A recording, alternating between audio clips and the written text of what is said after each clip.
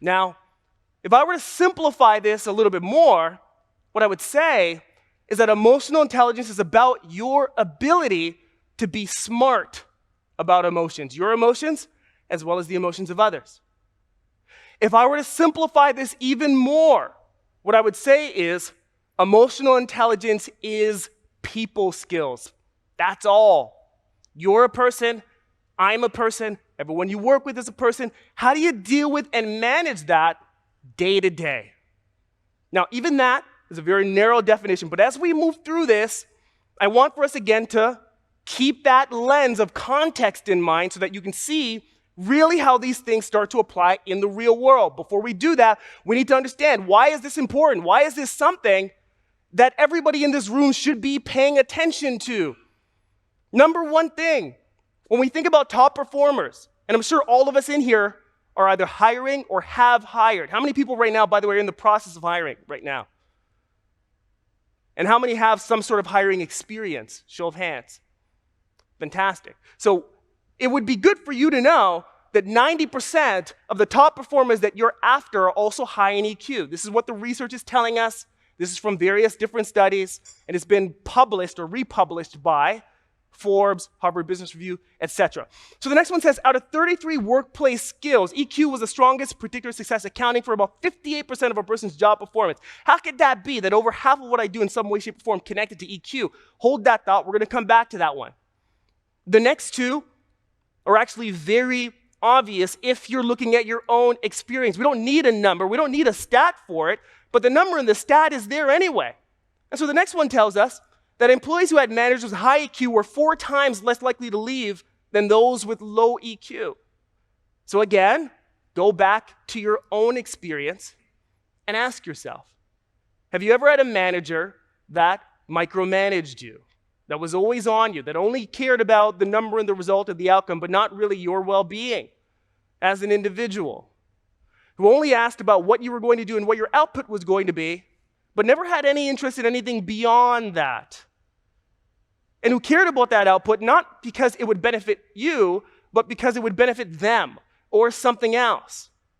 How many of us, with a show of hands, and be careful here, because I don't know if your leader is in this room right now or if that person is sitting beside you, so you're going to have to use your discretion here, but how many people at some point in life in the past, right, not now, in the past, have had a leader like that? Just by show of hands. No, that's unbelievable. I don't believe that. Show of hands, really high, if you've had a leader like that, or even a person in your life like that. Okay, so for those whose hand did not go up, you got to get out of the rock. you're hiding under a rock for sure. Or you got to let me know what your secret is that you've never encountered a person like that. I think that that's amazing. So we move on. We take a look at the next one. Again, you can look at your own personal experience, but we still have the number, we still have the research. So it says more than 70% of an employee's view of the organizational climate directly results from their manager's emotional intelligence. Now, on the flip side, how many of you out there have had a leader who deeply believed in you, who clearly valued you as a human being, who took the time to get to know you, who asked questions, who wanted to understand what this career, what this position, what this job was all about for you? They took time to really see you. They understood what your strengths were. They understood what you did well. And they were able to help you see strengths within yourself that you didn't even know that you had. And not only that, they helped you to bring those forward. They helped you to cultivate them. And they allowed for those strengths to work for you and your career. When you spoke, they listened, but they really listened. Like you were the only thing that was happening in that very moment. And they also weren't easy on you. I can guarantee that they held you accountable. And they told you not only what you wanted to hear, but what you needed to hear in order to take things to the next level. How many of us, by show of hands, are actually seeing in our minds a picture of a person who's had that level of influence on us?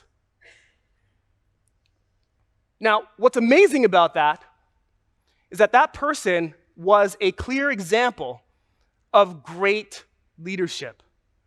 And I want for everybody in here to remember that great leadership is the exception. Great leadership is the exception.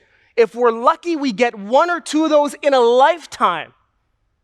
Contrast that with how many leaders you actually have over the course of a lifetime.